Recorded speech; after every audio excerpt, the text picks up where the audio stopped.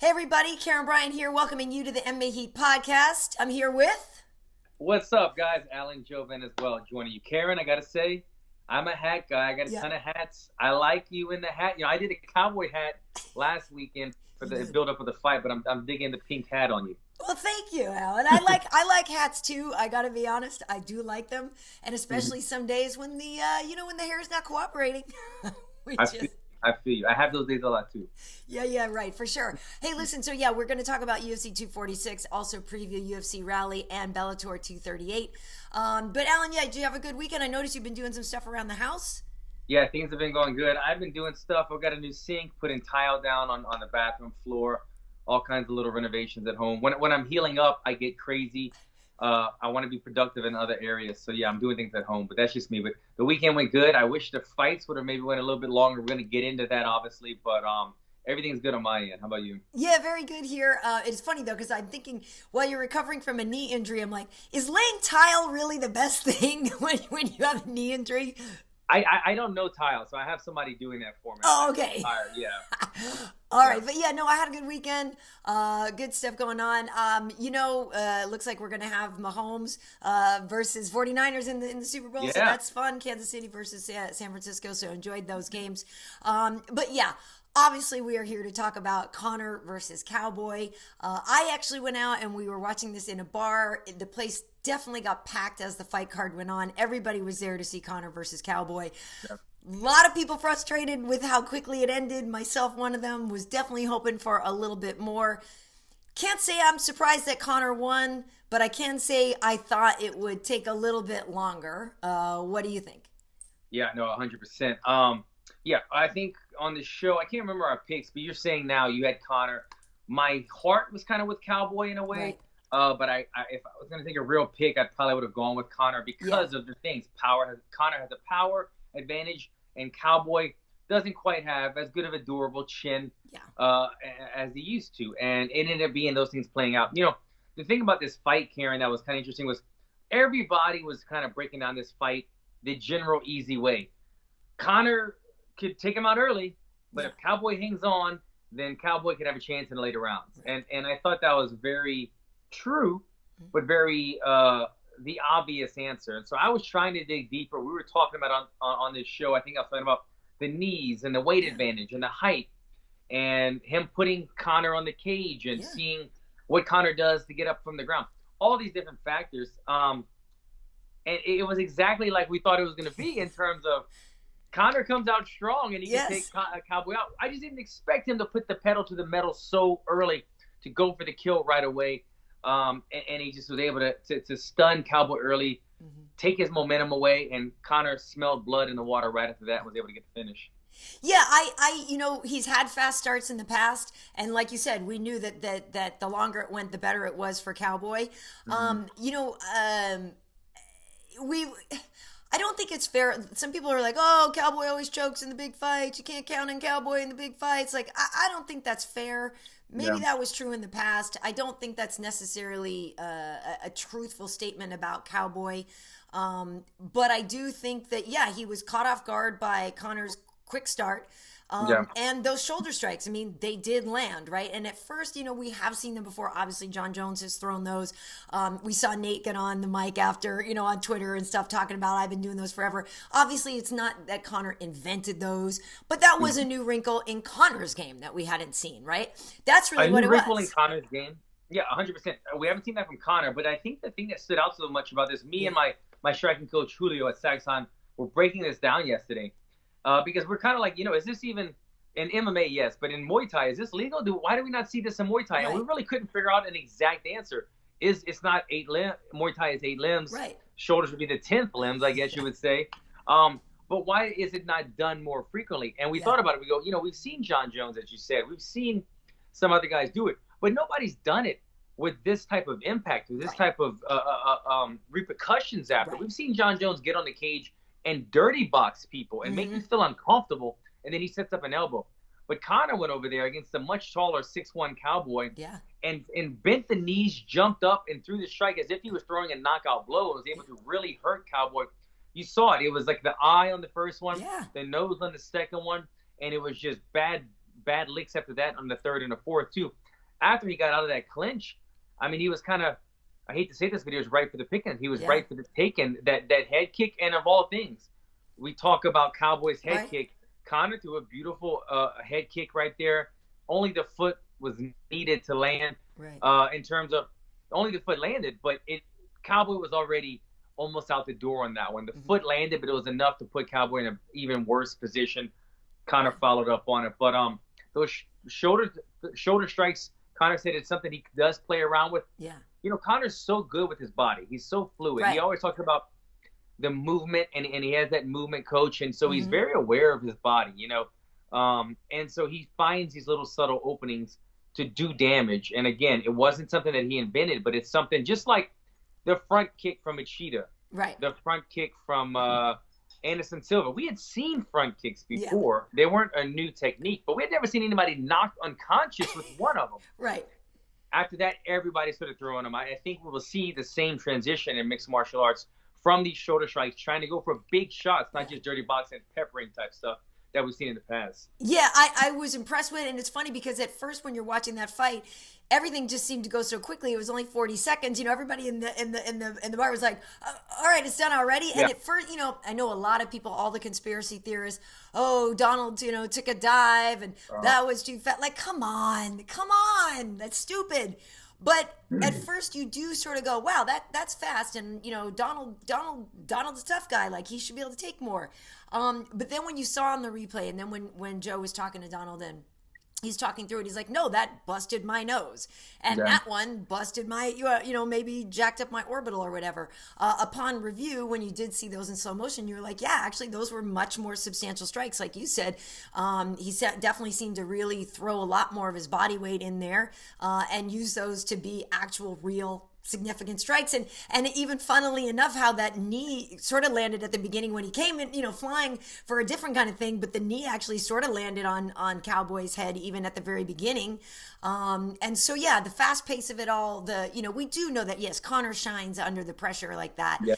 And I'm not saying Cowboy can't in a big moment, but that really is where Conor thrives. You know, it was definitely ideal circumstances for Conor in that he loves that pressure cooker, can handle the pressure cooker, but at the same time, it was definitely a must win for him. You know, it definitely was. And he did it.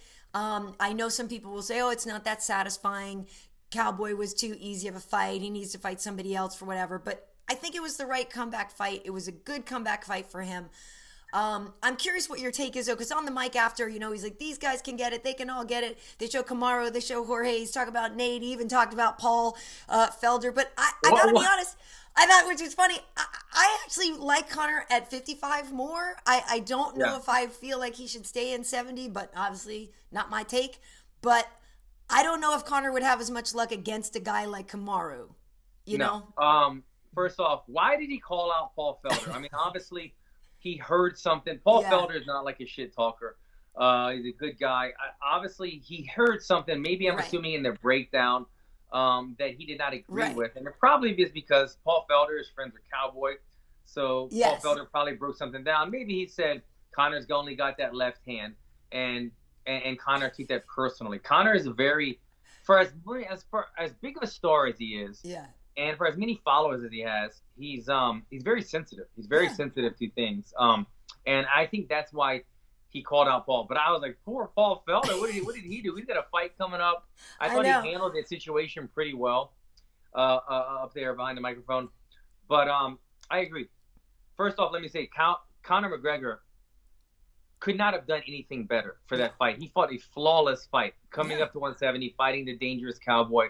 It was a fight that Conor did handpick, but nobody expected this to go in 40 seconds. A lot of people were thinking first or likely second round, but under a minute. Cowboy's never been taken out under a minute in his entire life that I can recall. And so for Conor to come up and do that and to not even get hit, to not even get hurt, and to make such quick work of Cowboy, it was so impressive. Another thing I want to talk about is I feel like Conor's his credit right now, his height, everything about him, it's as high as he could be, because not only is he always as big of a star as ever, but he's, you know, in the past, the stuff with Khabib, the throwing the dolly, the fight after the fight, the personal talk that he had with so many fighters, he lost a lot of fans. He lost a lot of credibility amongst people saying, look, dude, you're supposed to be a role model as well. You're supposed to be, this positive, somewhat dude. Everybody has their own personality. Right. But he rubbed a lot of people the wrong way because of his kind of bratish behavior, if you will. He came back in this fight, had a totally different personality. I mean, he was respectful. Yeah. He was well-spoken. Everything was there. I'm not saying everybody has to be a nice guy, but you see what I'm saying. He didn't throw things in there that made you say, man, why? I don't know if I would do that. He looked like he grew up a little. He grew up. Maybe it was the second baby. He has 2 babies now. He feels like he brought that up many times. He's a father. I'm a father. Right. And so I really appreciated that. I really appreciated that Conor seemed to be much more mature. Yeah. The level of respect that he gave Cowboy. But the thing that I noticed, Karyn, he came into the octagon where he normally is peeing on the mat in terms of posturing. And I think him and Cowboy even shook hands when Conor was making his laps. Yeah. But there was no touch of the gloves in the beginning of the fight. Conor was able to compartmentalize both aspects of his world. He said, I'm going to be super respectful. I like Cowboy. And all the lead up, when everybody thinks that I have to win the fight before the fight, I'm not going to do that this fight. I'm going to be respectful. But as soon as the bell rings, it's on. And after the bell rang, there was no touch of gloves. You thought these 2 guys that were complimenting one another, saying how much respect they had, that they were going to hold hands after. There was this big love fest, right?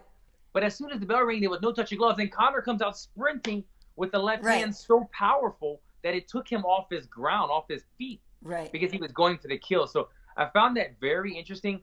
More so, I found it very, it shows Conor McGregor's IQ. He said, I'm going to let Cowboy do what he likes. I'm going to let Cowboy feel at ease, at calm, like we're friends. But as soon as the bell rings, make no doubt, I'm here to take off his head. Right. And he did just that. It was super impressive. And I avoided your question. I apologize. We were talking about Conor.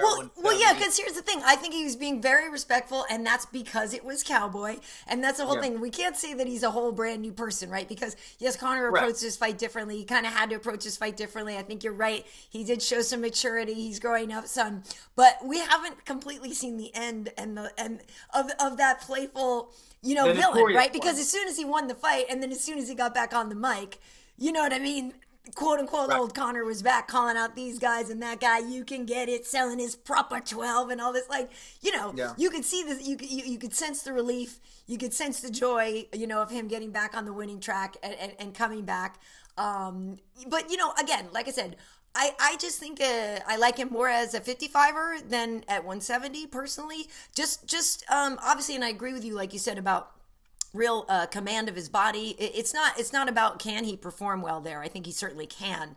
But I do think that when it comes to some of these guys, like they are going to be pretty massive when you think about how big Kamaru is or something, or even a Woodley or some of these guys that are just yoked who, walk around much bigger. And also, it seemed like the Khabib rematch is something to make. I still want to see Tony versus Khabib though. So I don't know. Yeah, I agree. Moving forward after this fight, Conor has had a couple of fights at welterweight. Yeah. They have been against lightweight, welterweight type guys. Right, he moved up. Right. I still want to see the trilogy fight too. I love Nathan, so I want to see the trilogy. Right. So he's fighting guys that are walking into the octagon at, 183, 184, which is me as well. I can't make 55, but I'm lean enough. I stay lean enough that I don't balloon up to 195. Right. But me, I'm fine. I know I see the paper. When we get on the scale before we get in the octagon, I see it. I remember when I fought Mike Perry, he was 195 and I was 183. So as Conor, if he does try to continue at welterweight, he's going to fight guys that are not like Cowboy around walking in the cage around 183. He's going to be fighting guys that are walking in the cage around 200 pounds. And that's going to be a substantial difference. That's what we're really going to see. Now it's like a smaller guy fighting a bigger guy, which is fun for now and then. But if you want to really stay in a division, you want to see equal guys in size and then have that matchup right there. So, yes, it looks like Conor is open to the welterweight division, but it seemed after the fight that Dana White really wanted to remake that Khabib fight, have that rematch. I think Dana White knows that's what makes the most sense in terms of money. And I don't think he wants to see Conor test the waters so much against a Usman or against a Jorge. Right. I just don't want to see my guy Tony Ferguson get screwed out of a title shot with Khabib. Is the thing. Yeah. That's the only thing that I just can't take. I can't not see that. I need to see it. I need to see Tony versus Khabib. That might be why. Yeah, you know what? I didn't even think about it because that fight doesn't take place for what, till April? Yeah. So much time, and Conor's going to be ready to go in a couple of months from now. Well, he mentioned Masvidal, which would be exciting. Like I do, like you mentioned, how Conor didn't take any damage. That is a great thing, right? Because then we can see him being more active, and hopefully, it seems like being more active in the fight game will maybe keep him on the straight and narrow outside of it. But yeah, if Tony and Khabib aren't fighting till April, Conor could fight somebody else. I mean, they could put that trilogy fight in because that wouldn't take away from a title shot at all, really, right? Because the fight with Nate, even if it's at lightweight or whatever, that really doesn't matter in terms of the rankings, I don't think. Right? That's just for fun. I think that Nate Diaz fight would be the smartest fight for Conor right now because, as you said, Tony and Khabib already have a date set. That's not till April. Conor's not going to sit on the bench, wait 3 months for that fight to happen, and then wait another 3, right? Right, for Khabib. And so with that being out of the picture, you also have Masvidal versus and Usman, which I think those guys might go ahead and fight. You have Gaethje. What's that? Gaethje. Gaethje's out there, but I feel like Conor just doesn't really. He doesn't ever say Gaethje's name. He doesn't ever make that fight known. So I just feel like something he's not really interested in. Yeah. I feel like unless Conor wanted the Jorge Masvidal fight or really wanted Usman fight, there'd be a possibility that Dana would give it to him. But I feel like Dana's going to give those two guys to each other. Yeah. And if the Khabib fight is taken with Tony, then I feel like the Nate Diaz would be the next best fight for him. And the safest fight, too. No disrespect against Nate Diaz, but if you're talking about Usman, you're talking about Masvidal, or you're talking about Khabib, and you add Nate would be the better stylistic fight for Conor right there to keep the winning going and then maybe fight for a title after that.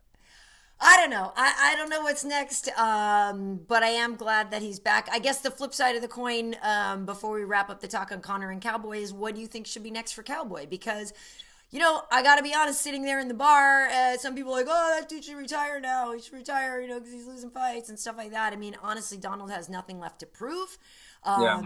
He could ride off into the sunset. He could do a reality show based on the BMF ranch. The guy has made over, a couple million in bonuses.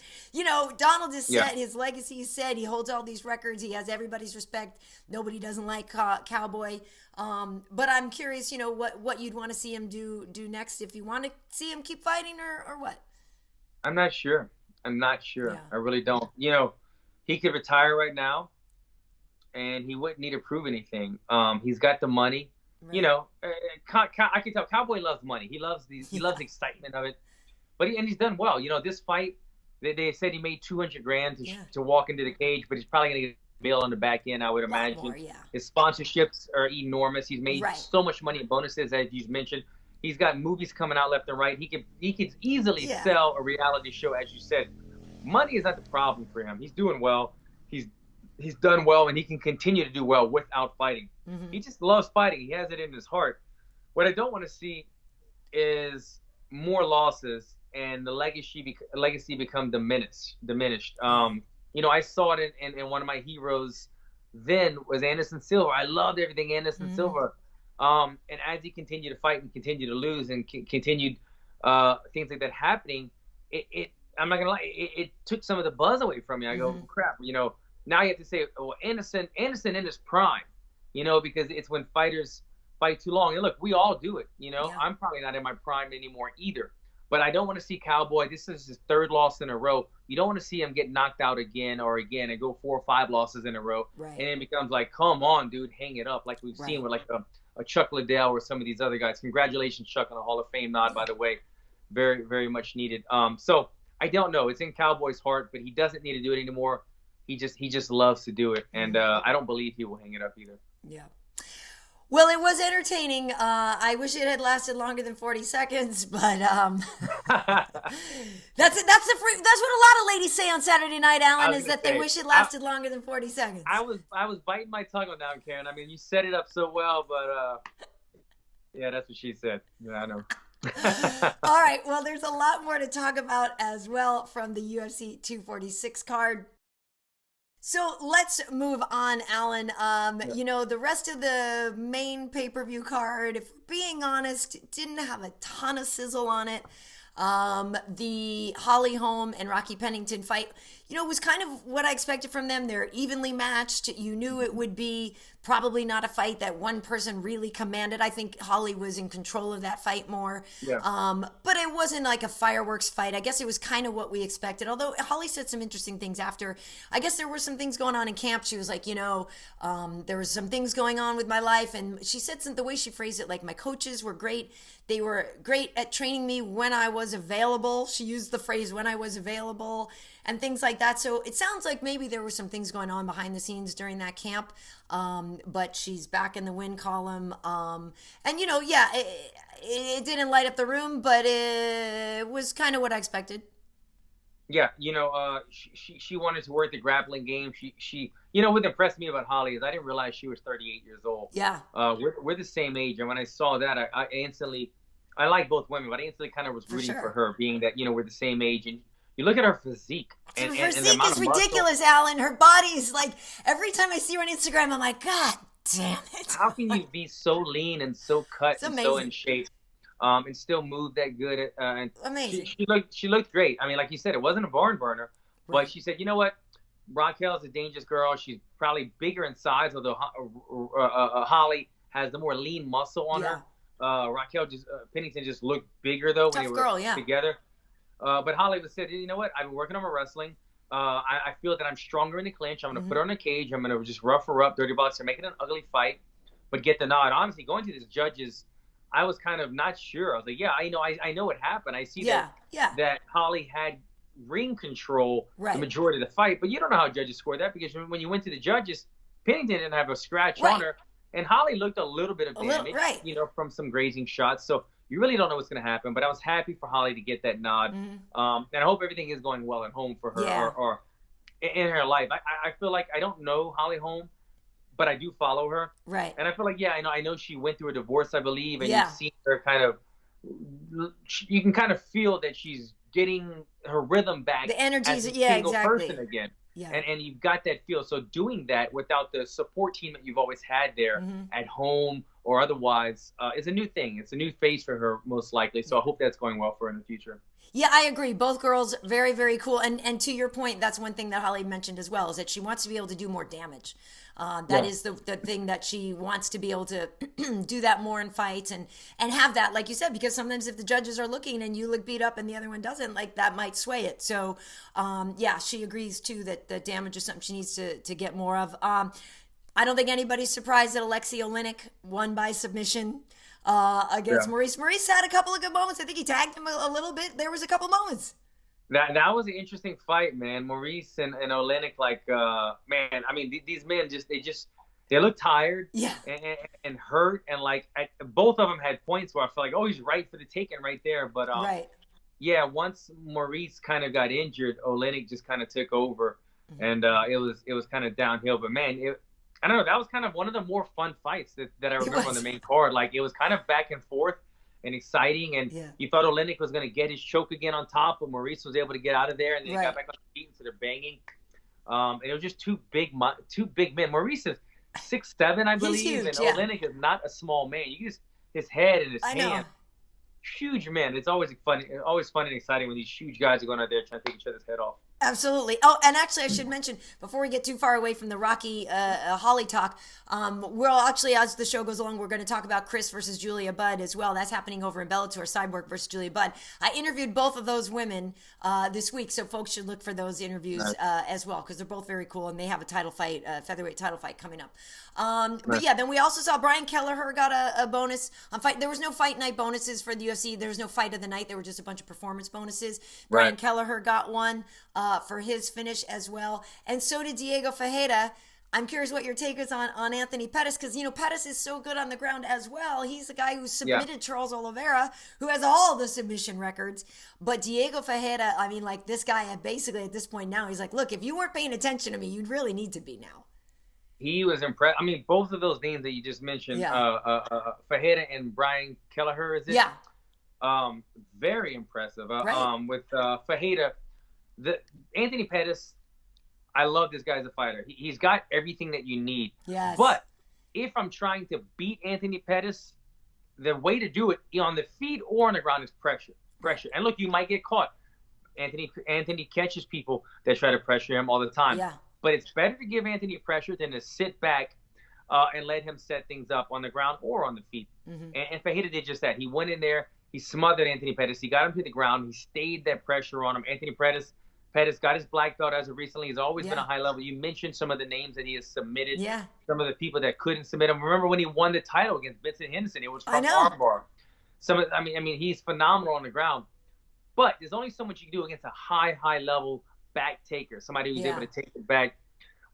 He looks phenomenal. And then with the Brian Kelleher, and I don't remember his opponent's name. Do you remember? Odabunma. He's new. He's new. Jamaican. Yeah, his name is Ode. Yeah, Jamaican. Get right, exactly. Jamaican guy. At first I saw it. I go, oh, another Nigerian. I go, wait, that's not Nigerian. Yeah.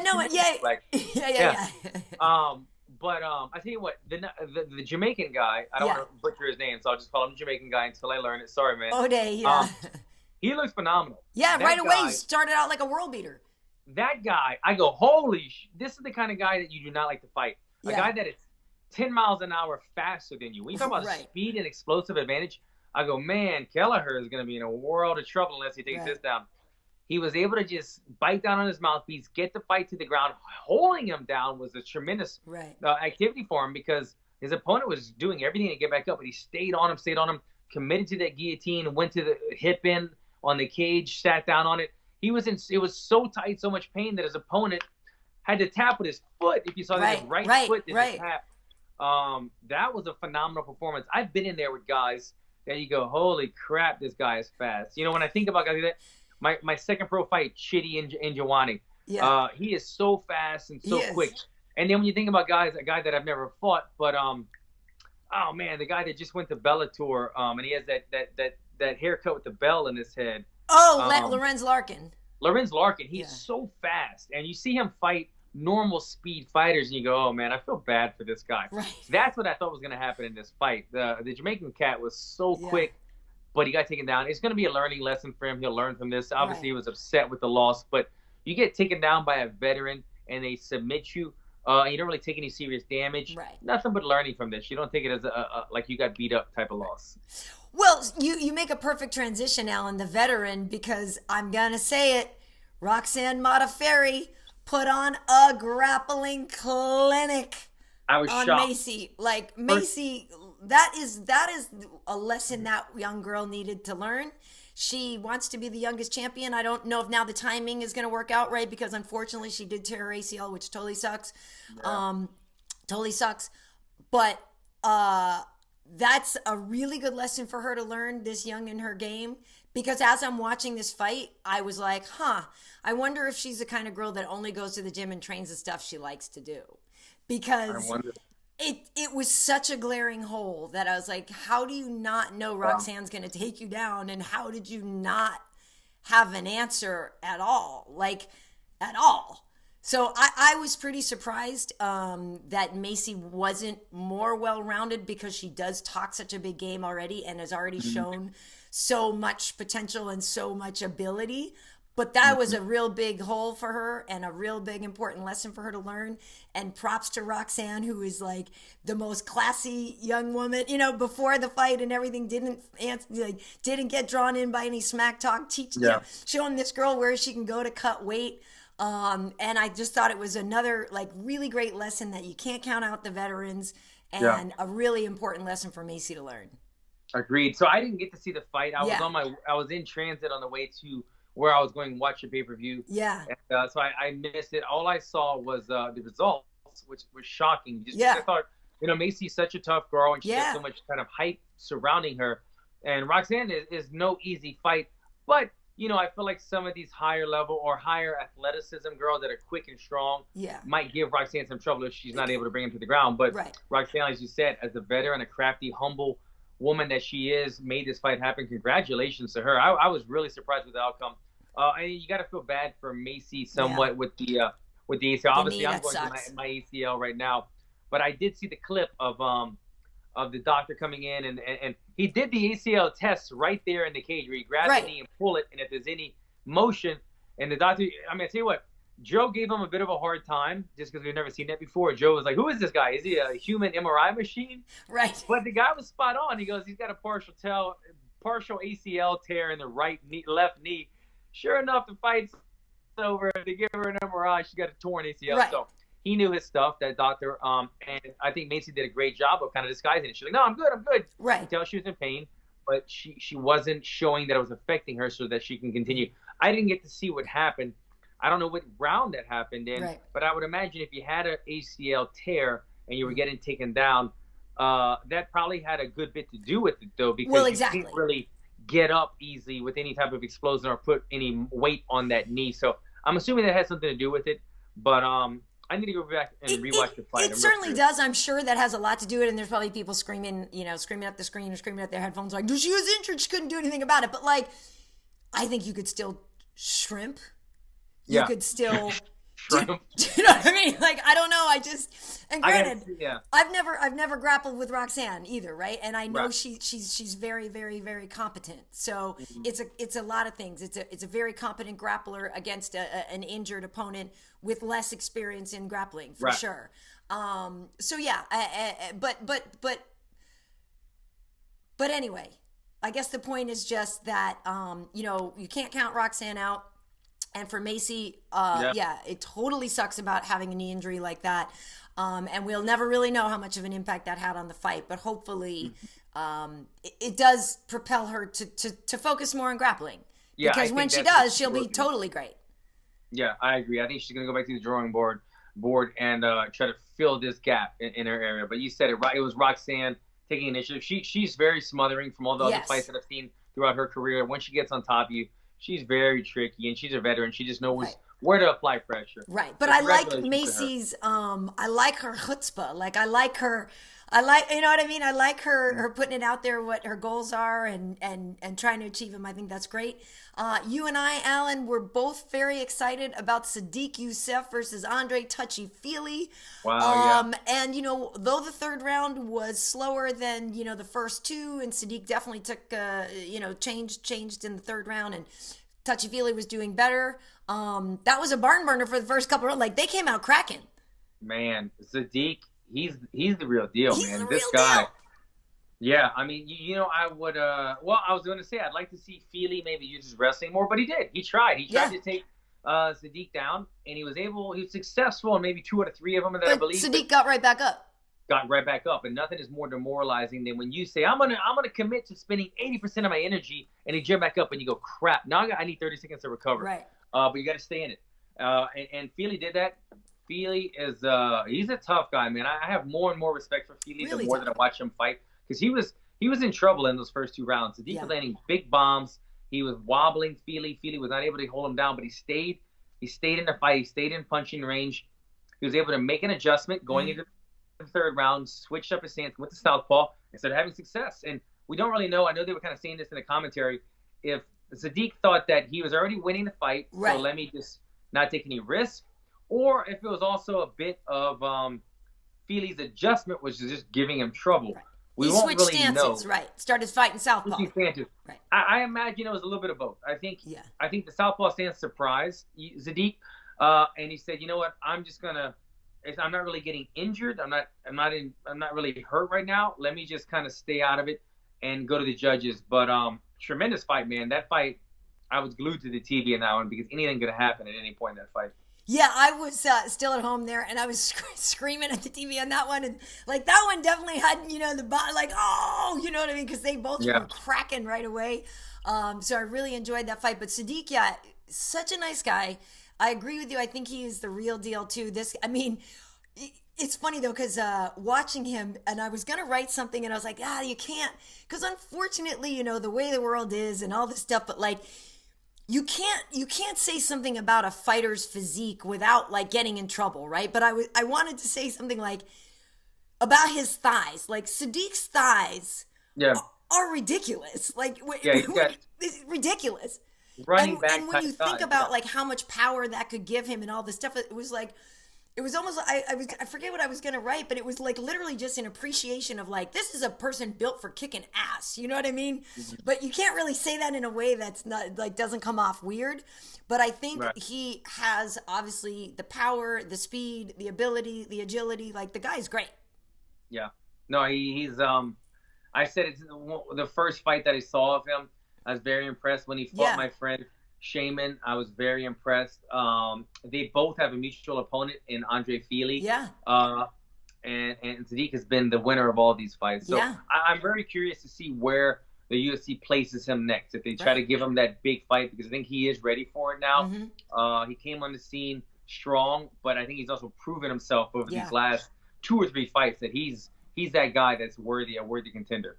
Yeah, featherweight is a great division. You know, I actually did talk to Sodiq before the fight, and even though the fight has already happened now, it's interesting to hear what his take on it was. But he also talks a lot about what UFC Africa would mean. He is from Nigeria, you know, same as Kamaru and Israel, and so you know, like they have a lot of pride. Obviously, Francis is from Cameroon, but you know that's a big deal, and so he does talk a lot about what that would mean and sort of what it was like, you know, trying to fighting over there and just the climate of MMA in Africa and stuff. So that is definitely worth watching. And we did a no wrong answers with him as well. He's just a really, really nice guy. So I hope people take the time to get to know him a little bit more, because obviously his fighting is going to make him worth sticking around. But he also has just a nice personality too. It's good to know. You like to hear that, right? When you see guys that fight great, but you hear that, no, he's a really cool guy as well. Yeah. I always appreciate it. Very good guy. Well, as we look ahead, Alan, as we know, the UFC machine never stops, and MMA in general never stops. This weekend, we have UFC Raleigh, headlined by Junior Dos Santos versus Curtis Blaydes. Co-main event, Rafael Dos Anjos versus Mike Chiesa. Then also over on Saturday, Bellator 238, we have the champion, Julia Budd, the featherweight champ, welcoming the former UFC featherweight champ, Cris Cyborg, to the organization there. So, Alan, I don't know where you want to start, but those are, I just mentioned 3 dope fights right there. Yeah, I mean, where do we start? I mean, let's pick up from the end right there. Cyborg making her debut in Bellator. You know, that's a big fight for her. You know, a new organization, obviously, but to come off of the loss that she did, where's her mind at? And it's not really more of a mind. Well, she beat Felicia Spencer in between then. So she lost to Amanda, then she beat Felicia Spencer, and then she left. Yeah. Thank you so much. You reminded me of that. That's what I was trying to. Well, that was the big question for me, because it wasn't where's her mind at off of the loss, but it's you go to a new organization and you're granted a title shot or a big fight right away. You want to come in here and make a splash. And I was forgetting about that fight, and I was thinking the worst thing she do is go on 2 fight losses in a row coming from the UFC. But she had to win in it, thankfully. But it's really about coming into a new organization, being granted a title shot, and getting that mantra back about you, getting that fear, that dangerous woman, most dangerous woman in the world. And I know Bellator would love to promote that again. I know, what is it, Scott Coker over there? You know, he's trying to say it. I still believe, and you know, he's just doing a little promoting. Right. But he's saying, I still believe Cris Cyborg is the baddest woman on the planet, and this and that. And so she needs to go in there and destroy her opponent and do it in a vicious way. And then they will be able to market her again as that woman. But if she doesn't show anything devastating again, then it's kind of like, and I'm not saying get off the Cris Cyborg hype train at all. I'm a big fan of Cris. I follow Cris, and I've always supported her. But to go from like this underground king kind of thing that she had before the UFC, she needs to do the same thing. She needs to bring the same violence over to Bellator, in my opinion. Well, I spoke with both women, so I have interviews up with both Cris and the champ, Julia Budd. But yeah, I mean, Cris couldn't go over to a new organization and get any kind of fight other than a title fight in a way, right? Like, I asked Julia about it, where nobody's really surprised that Cris is going to walk over there and get a title shot right away. It makes sense. And I agree with you that Cris needs to go over there and try to make a statement in a way, but it's not going to be that easy. Like, Julia's really, really good. She's been the champion over there now with multiple defenses. This woman hasn't lost in a long time. She has a real sense of ownership over that division at Bellator. You know, I talked to both girls about just the depth of 145 over there in Bellator. They definitely do have more true 145ers than the UFC had. They've spent a lot of time building that division more so. So there's a lot of competition there. But, you know, Julia really does own it and run it. And so in the past where Cris did have that, unbeatable thing, Julia was like, look, I just have a lot of respect for her, but she's still a woman with 2 arms, 2 legs. And you know what I mean? Like, this is still just another opponent. So Julia has a very good headspace about facing Cris. And on the flip side of it, I think Cris has a really good headspace about, appreciating the challenge that's in front of her and knowing, what she wants to start in that new organization. But also Cris, just likes to challenge herself. She talks about also wanting to get into some boxing and stuff. So I do think it's going to be a really good fight between both of those women, and not easy for either of them. Yeah, and again, I mean no disrespect. Obviously. Oh, I know you don't. Really, yeah. Right. But for her, if she watches this, I'm not as familiar with her. I've never seen her fight, and that's just because I haven't watched enough of her fights. But I think the world isn't as familiar with her. So for Cris, she's a name. She's a household name in the MMA community. Right. If she goes over there and loses to a woman, although she is the champion, that's a much lesser known name than Cris Cyborg is. Right. It takes a lot of credibility away from how good Cris really was, or that was the hype train for real. So that's what I meant by that. For Cris to keep that hype, she needs to go there and beat the lesser known opponent. With that being said, Julia, as you're saying, she's no easy opponent, and it can go either way that night. Well, yeah, and the thing is if you think Holm is in shape. Oh, really? Look at Julia, like oh my literally God, between the two of them, it's a constant. Holy what? Wow. And then you feel bad about yourself. That's so saying a lot. I couldn't imagine more shredded than Holly Holm. No, Julia's. It's ridiculous. Yeah. Like the three of them, Julia, Holly, and Cris. Like the three of them are insane. But yeah, really looking forward to those fights. On the flip side, I will be in Raleigh, which is why I won't be at the Forum watching the women fight. I will be in Raleigh. We have UFC Raleigh there, headlined by Curtis Blaydes versus Junior Dos Santos. And we have, obviously, Rafael dos Anjos versus Chiesa in the co-main event. The big boys, Curtis Blaydes, I talked to him the other day. Yes, he's going to use that wrestling against Junior. Like, it makes the most sense. They have their common opponent in Francis Ngannou. They've all lost to Francis. But Curtis, has been putting things together pretty well. And I'm curious what your take is on that because, Francis is a special case, right, with his power and his knockout and all that stuff. So I'm curious what you think when you see Junior against a guy with maybe less knockout power, but a more well-rounded game in a lot of ways, whereas, Francis doesn't really wrestle, and that's what Curtis is so good at. Yeah, it's kind of a pick-em for me. I really don't know. I mean, I'm trying to remember the momentum of the last couple of fights that Junior Dos Santos has had. So Junior lost his last fight. It was Francis, so he hasn't fought since then. That was the last one, right? In Minneapolis, that was Minneapolis. Right. He's got ground game, but Blaydes is on a whole other level with his grappling right there. Curtis Blaydes is phenomenal with it. I don't know. I'm gonna have to dig deeper into this fight because I like both men, and both men are very well. But I gotta see more of the current momentum that they have, or look into their last fight. So I don't know. You're covering it. What are your thoughts on it? It's like I said. I mean, for me, the question will be, can Junior defend the takedown? Yeah. But Junior is incredibly powerful, right? So Junior's boxing is great. It's boxing versus Curtis's wrestling. The better hand goes to Junior, obviously. Yes. Yeah. And the fight that I feel like maybe you're more interested in is Rafael dos Anjos at welterweight there.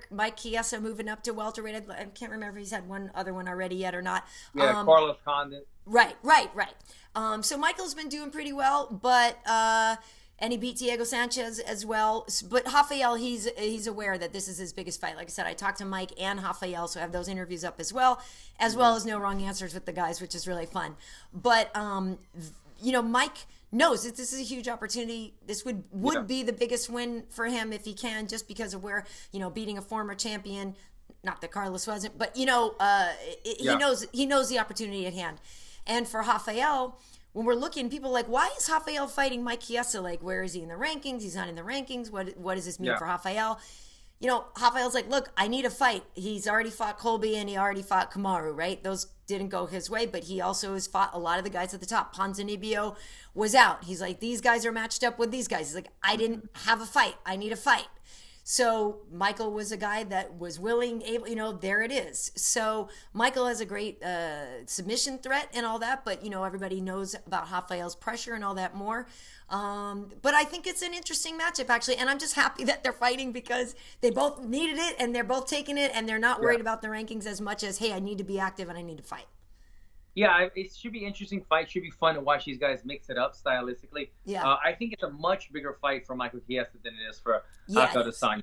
When you think about fighting Rafael dos Anjos, you're thinking about this is one of the most experienced fighters you will ever fight. Right. And I mean that literally in any weight class. Oh, I know. I mean, the amount of fights that he's had, where he's been in the sport in terms of being at the top, the people that he has fought. I mean, he's fought the Kobe's, the Kimura's.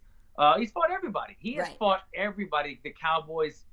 If you're in the top 10, he's probably fought you at some point. Win or lose, he's got that experience, and he's not an easy guy to take out. He's been taken out before, but doesn't happen very easily. Right. And he's got much more tools. He's great with the pressure. He's got phenomenal cardio. He's got great striking. Yep. And he's a black belt on the ground as well. So. Tough fight for Michael Chiesa, really. Yes. I think Michael would need to use his range and maybe use an unorthodox approach, as did Tony Ferguson, and got the win and outstruck him, which was surprising. Right. But he's gonna have to do something like that, because if his plan is just to take him down and try to get back control, I don't think it's gonna be quite that easy. I think Rafael's gonna be a lot stronger than Michael anticipates, but should be a good stylistic clash. And yeah, I'm gonna be watching this one a lot closer for sure. Yeah, and I talked to, like I said, both guys, and Rafael did say that he's done a lot of work on the fence, because that's one place where, he's like, I wasn't as effective as I should have been, or didn't, strategically, because we saw Colby would put him against the fence. Kamar, you put Rafael against the fence, and there was just times. And I joked with him. I was like, oh, no, Rafael, I've sat next to Kenny while he's watched one of your fights, and, he's freaking out, screaming, get off the fence, get off the fence. Yeah.